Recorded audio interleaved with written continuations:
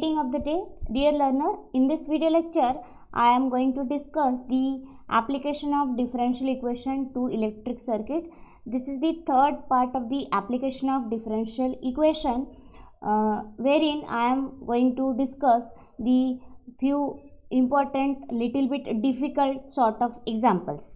So let's start with the first example. 20 ohm resistor is connected in series with a capacitor of 0.01 farad and EMF E volt, given by 40 e raised to power minus 3t plus 20 e raised to power minus 6t. If Q is 0 at t equal to 0, show that the maximum charge on the capacitor is 0.25 coulomb.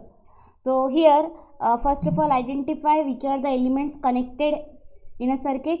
So resistor along with the capacitor, means this is the example of the RC circuit. That is the first thing. Second thing is what it is asked. Here we have to find out the maximum charge on the capacitor, and that maximum value must be 0.25 coulomb. So this is what we have to find out. So here we have to evaluate the expression for Q so that we can find out its maximum value. Now how to do this? So first of all, we will write the differential equation governing the RC circuit, right? So by using Kirchhoff's voltage law. So we know that voltage drop across the capacitance is Q by C, whereas voltage drop across the resistance is IR. So we will add them and equal to applied voltage E. As I told you, the applied voltage could be a constant source or it could be a variable source. So here the voltage source given is a variable source because it is a function of time t. So this we will use as and when required. So let's simplify this. So look at this equation.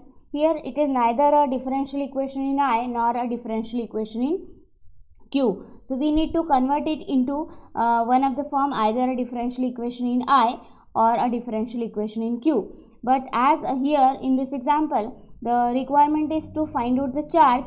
So we will convert this in terms of Q, right? Differential equation in Q. So we know that what is the expression for I? I is a relation between I and the charge, that is I is equal to dq by dt. So in place of I will just put dq by dt. So you can see this becomes, after dividing with R, this becomes a linear differential equation in Q, that is charge. So let's solve. So before that, let's put the given elements given for the resistance, capacitance and all other things.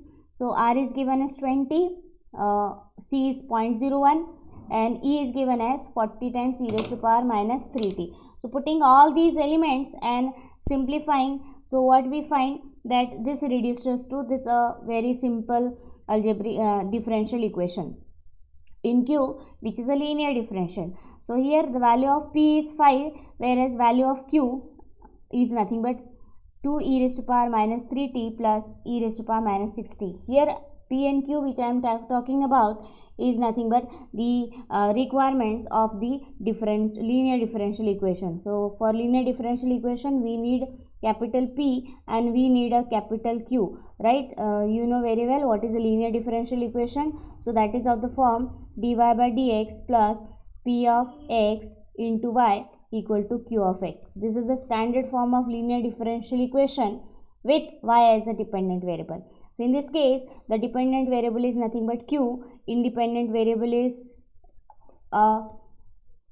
T, and P and Q are given by 5 and the right hand side expression, that is 2 e raised to power minus 3t plus e raised to power minus 6t, right? So let's find out the integrating factor.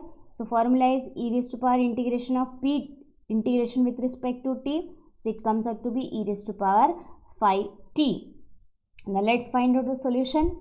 Structure of solution is dependent variable. Dependent variable is Q into integrating factor is equal to integration of capital Q. Capital Q is this we have into integrating factor integration with respect to t plus constant of integration. Now let's simplify. Multiply first with e raised to power 5t each term. So here we'll apply law of indices. E raised to power minus 3t into e raised to power 5t. So their index will get added. So we have minus 3t plus 5t. Minus 3t plus 5t is 2t. so e raised to power 2t. On the same line, this will become e raised to power minus 6t plus 5t, that is minus t. So we have the simplified expression left to be integrated is this.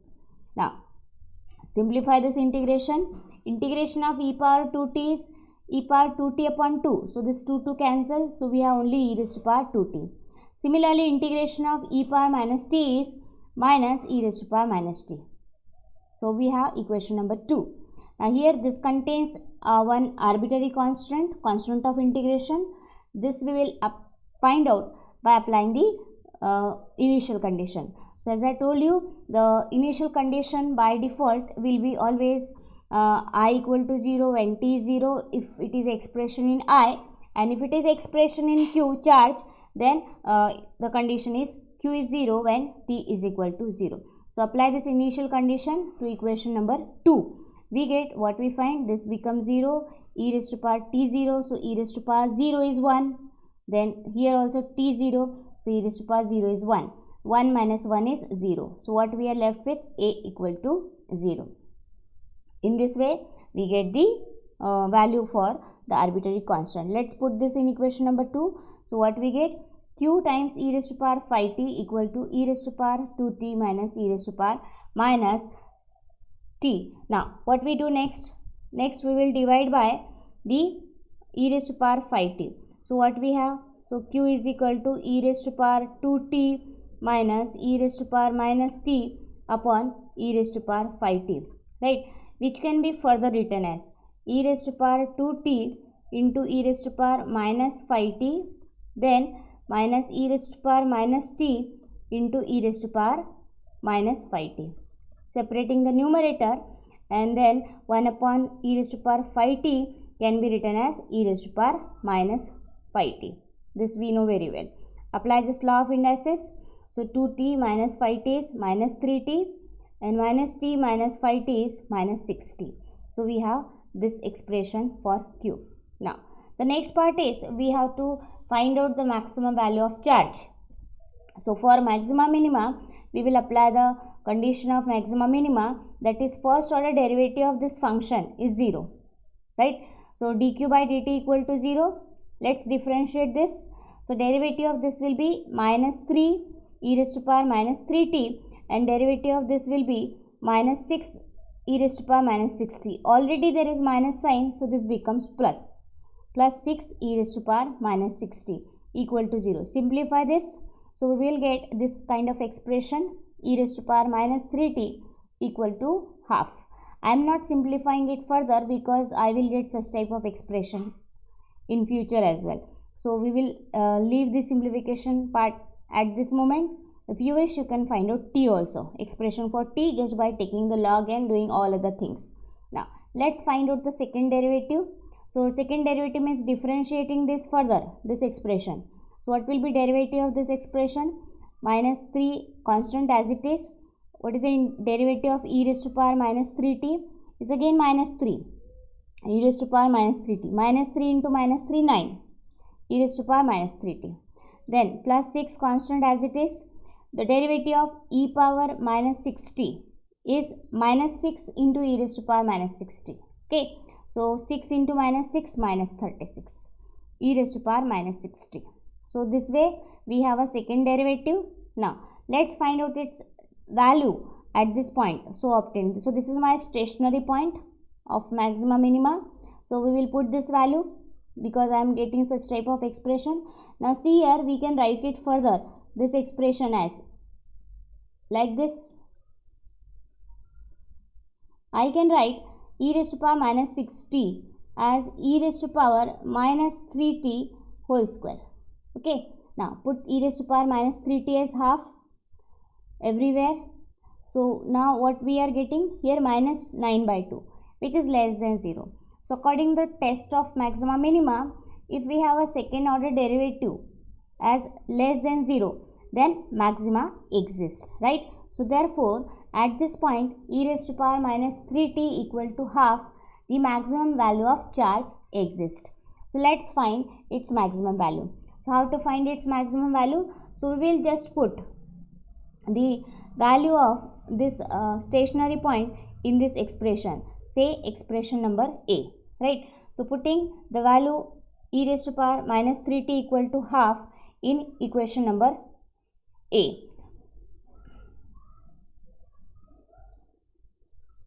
Here, right? In this we will put e raised to power minus 3t equal to half. So what will be the value? So it is half.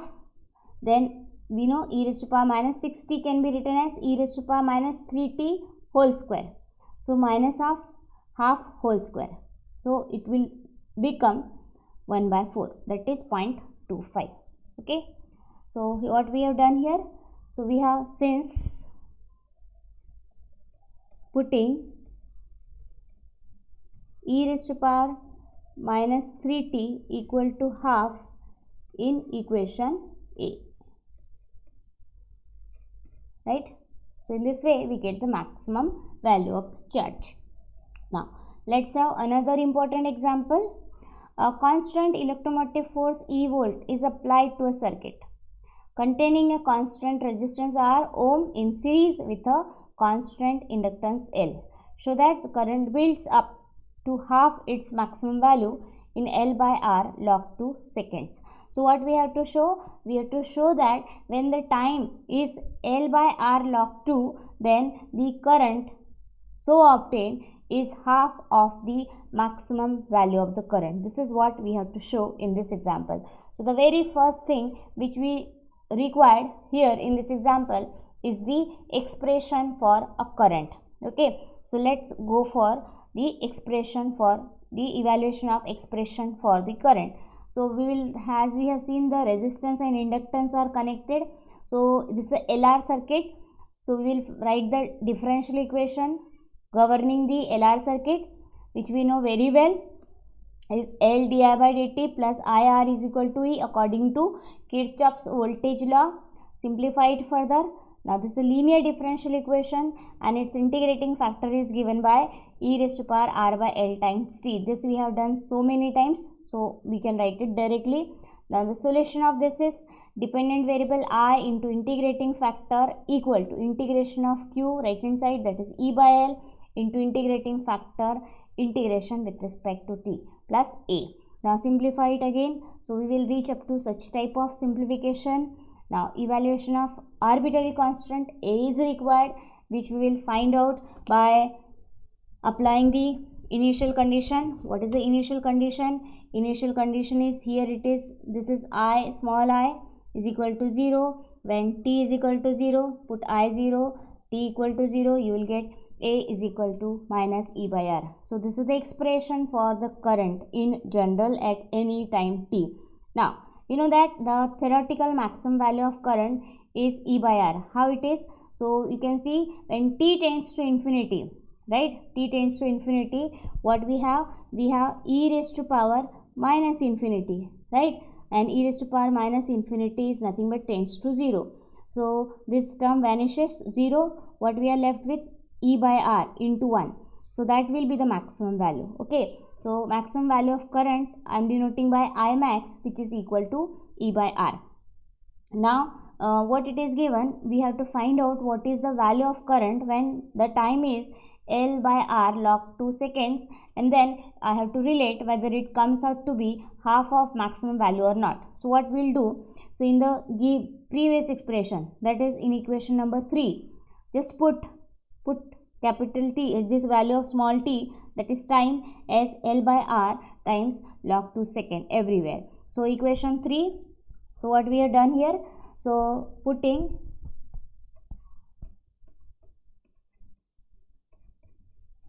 t equal to L by R log 2 in equation number 3. Okay. So what we have, I am denoting the value so obtained by I star, that is equal to E by R into 1 minus e raised to power minus R by L, then t I am putting L by R log 2. Simplify it, you will get e raised to power minus log 2. Then this on simplification gives you e by 2R. Let's see how it gets simplified to this type of expression. So you can have this as e by R, then 1 minus, we can write it as e raised to power log of 2 raised to power minus 1 by law of indices. Then again further this reduces to e by r, then e and log will get cancelled, they cancel each other, we are left with 2 to the power minus 1 and 2 to the power minus 1 is half. Okay, so in this way we get e by 2r as the value of the current at this time, so which is denoted by I star. So if you will compare what is the maximum value, I max is e by r, and the equation 5 which is the current at this time L by r log 2 second. So if you will compare this, so what you will find that I star is nothing but half of the maximum current value, right? So the current at the time L by r log 2 second is half of the theoretical maximum value. This is what we have to prove in this example, hence proved. So I hope the set of example which we have discussed through this series of 3 video lectures you will find useful, helpful, so as to deal with any sort of examples on differential equations applications to electrical circuits. So thank you all for watching the video.